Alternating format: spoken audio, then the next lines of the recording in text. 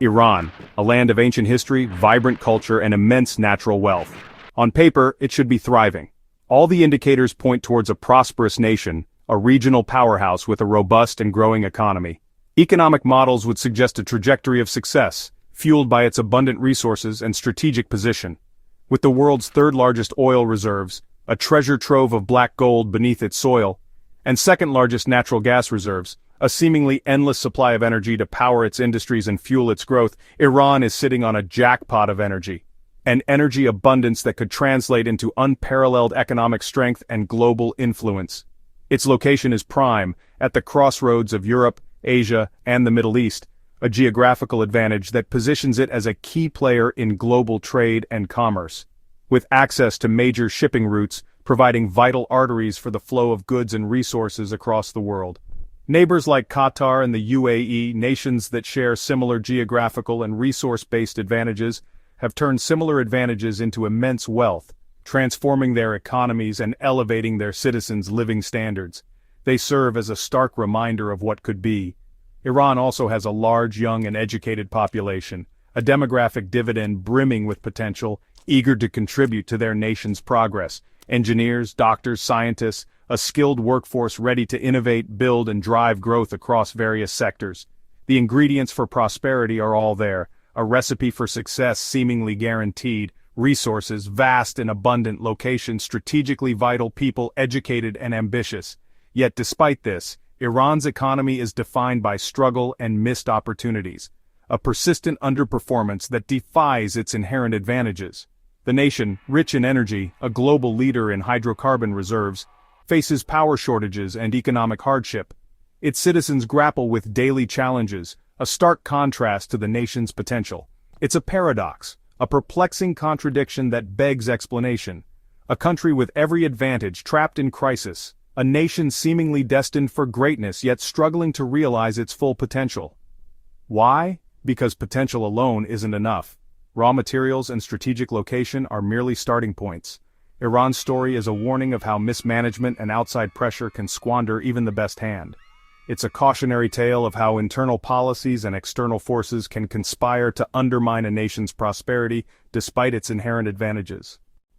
Building your economy on oil is like building a house of cards. One gust, and it all collapses. Oil prices are volatile, and when they drop, so does Iran's budget. This boom and bust cycle makes planning nearly impossible. Iran's dependency is even riskier because sanctions cripple its ability to sell oil. Forced to sell at a discount on the black market, Iran's greatest asset becomes a liability. Other industries, manufacturing, tech, tourism, are neglected. When oil money dries up, there's nothing to fall back on. This makes Iran's economy easy to target and control from abroad. The very resource meant to guarantee independence has become a tool for foreign leverage. Sanctions. A tool often wielded on the global stage, but what do they truly entail? They represent a form of economic pressure, a deliberate attempt to isolate a nation from the intricate web of international commerce. It's a strategy designed to influence policy, to compel change, or simply to weaken a regime, but the reality is far more complex than a simple economic equation. Economic warfare in slow motion. The effects are insidious, creeping through every sector, every business, every household. Factories fall silent, businesses shutter their doors, and the vibrant hum of economic activity fades into a disquieting stillness. It's a war fought not with bombs and bullets, but with balance sheets and trade embargoes. The global economy is an exclusive club, a network of interconnected nations, each relying on the other for trade, investment, and growth. Access to this club is a privilege, not a right, and the rules are often dictated by those with the most influence. And the U.S. is the bouncer. With its immense economic power and control over key financial institutions, the United States holds significant sway over who gets in and who stays out. Its decisions can make or break economies, opening doors for some while slamming them shut for others. For decades, Iran has been locked out, relegated to the fringes of the global economic order. Its access to international markets has been severely restricted, its ability to attract foreign investment crippled, and its economic potential stifled. Not just by trade bans, which directly prohibit the exchange of goods and services, cutting off vital supply lines and export markets, but by a web of financial restrictions. These restrictions target the very arteries of the economy, making it difficult, if not impossible, for Iran to conduct even the most basic financial transactions with the outside world. Any company that does business with Iran, regardless of its size or location, risks being cut off from the U.S. market and banking system. This threat, often implicit but always present, acts as a powerful deterrent, discouraging even the most willing businesses from engaging with Iran. Most choose the world over Iran. Faced with the prospect of losing access to the world's largest economy, most companies opt to steer clear of Iran, further isolating the country from the global marketplace. Even countries that want to trade with Iran can't. The obstacles are simply too great. Banks won't process payments, fearing repercussions from the U.S. and other international bodies. Insurers won't cover shipments, unwilling to take on the risk of violating sanctions regulations, and shippers won't risk it. The potential penalties for violating sanctions are too severe, making it too dangerous to transport goods to and from Iran. Iran is forced into the shadows, resorting to unconventional and often illicit means to circumvent the sanctions regime, using clandestine deals and middlemen, navigating a murky world of backroom deals and hidden transactions, selling at steep discounts. To attract buyers, Iran is often forced to offer its goods, particularly oil, at significantly reduced prices, further eroding its economic base. The result, Iran is locked out of legitimate global trade, unable to participate fully in the international economic system. It can't import vital technology, hindering its ability to modernize its industries and infrastructure, or export goods for hard currency, depriving it of the foreign exchange needed to fuel its economy and pay for essential imports. Sanctions suffocate the economy, squeezing the life out of businesses and leaving ordinary citizens struggling to make ends meet, making even basic transactions a struggle. Everyday tasks like buying groceries or paying bills become fraught with difficulty and uncertainty. The nation is left isolated, impoverished, its people bearing the brunt of the economic hardship, and unable to modernize. The lack of access to technology and investment hinders its long-term development prospects. For generations, this economic siege has defined daily life, shaping the experiences and opportunities of millions of Iranians. Even with all its advantages, Iran remains trapped, its vast natural resources and educated population unable to reach their full potential under the weight of economic sanctions. Iran, an energy giant, can't keep its own lights on. Chronic blackouts are routine, even with abundant natural gas and power plants. The problem? Crumbling infrastructure and mismanagement. Sanctions block access to modern equipment and spare parts. Iran can't buy from top suppliers. And even alternatives like China are complicated by sanctions. But it's not just outside forces. Corruption and incompetence at home make things worse. Maintenance is neglected, funds disappear, and projects stall. The government blames scapegoats like crypto miners, but the real issue is systemic failure. The result, businesses suffer, daily life is disrupted, and citizens are left in the dark. In an energy-rich nation, power outages are a symbol of deeper dysfunction. Imagine a world where filling your gas tank costs next to nothing. In Iran, this isn't a fantasy, it's a reality. Iran's gasoline is so cheap it's almost free. This astonishingly low price is thanks to massive government subsidies, a policy decision with far-reaching and often unintended consequences. The Iranian government heavily subsidizes fuel to make it affordable for its citizens. But the official exchange rate used to calculate these subsidies is a fiction, a number that doesn't reflect the true economic value. It's a rate maintained artificially, divorced from market realities. The real price, when calculated using black market rates, paints a very different picture. Instead of a reasonable cost, it plummets to just cents per liter.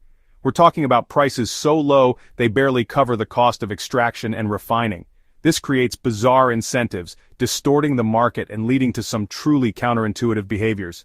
It's a classic example of how well-intentioned policies can backfire spectacularly.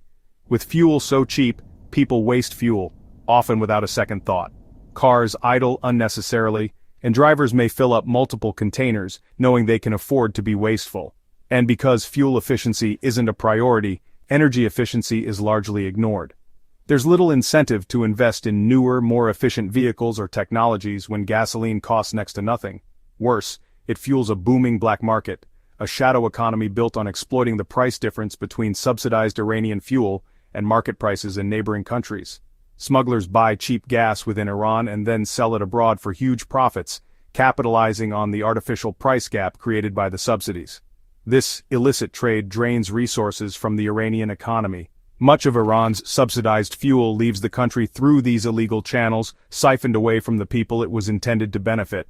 Ultimately, this system benefits criminals, not the average Iranian citizen who struggles with other economic hardships. The subsidies intended to alleviate financial strain are instead enriching those who exploit the system. Every attempt to raise prices, even slightly, sparks violent protests, reflecting the deep dependence on cheap fuel and the fear of losing this perceived entitlement. This is because cheap fuel is seen as a rare benefit from the state, a tangible form of support in an otherwise challenging economic environment. It's a symbol of stability, even if that stability is built on shaky foundations. The government is trapped in a difficult position, facing a no-win scenario. The massive subsidies drain the budget, diverting funds from essential services and infrastructure projects, but any attempt at reform risks widespread unrest, threatening the stability of the regime. It's a political tightrope walk with potentially devastating consequences. The result is a system that rewards waste, encourages corruption, and distorts the entire economy. It's a textbook example of unintended consequences. In a country rich in oil, a nation sitting on vast reserves of this precious resource, the most profitable business, ironically, is smuggling gasoline out, selling it to those who are willing to pay market value. It's economic absurdity at its finest, a situation where the very resource that should be driving prosperity is instead fueling corruption and inefficiency. But it's the reality Iranians live with, a complex and often frustrating system that shapes their daily lives and economic prospects. Iran's economic crisis has a human cost. Its best and brightest are leaving. Educated Iranians seek better lives abroad, draining the country of talent. Those who stay face hyperinflation, rising prices, and stagnant wages. Savings evaporate and poverty spreads. High unemployment, especially among youth, fuels frustration and protest. The state invests in education, only to see its returns walk out the door. An aging population and shrinking workforce threaten the future. The cycle of brain drain and economic decline is hard to break.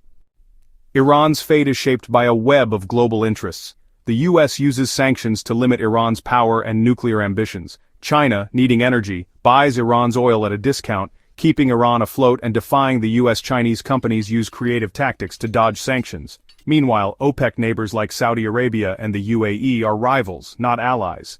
They benefit from Iran's isolation, capturing more of the oil market. The status quo suits many. The U.S. keeps pressure on, China gets cheap oil, and regional rivals face less competition.